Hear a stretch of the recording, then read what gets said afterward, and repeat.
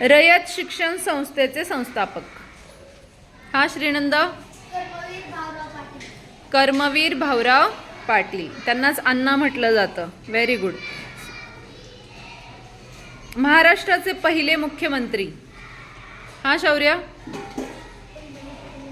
हा आठव.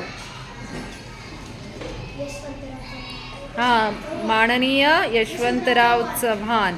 हिंदुस्थानातील शेवटचा आदर्श राजा.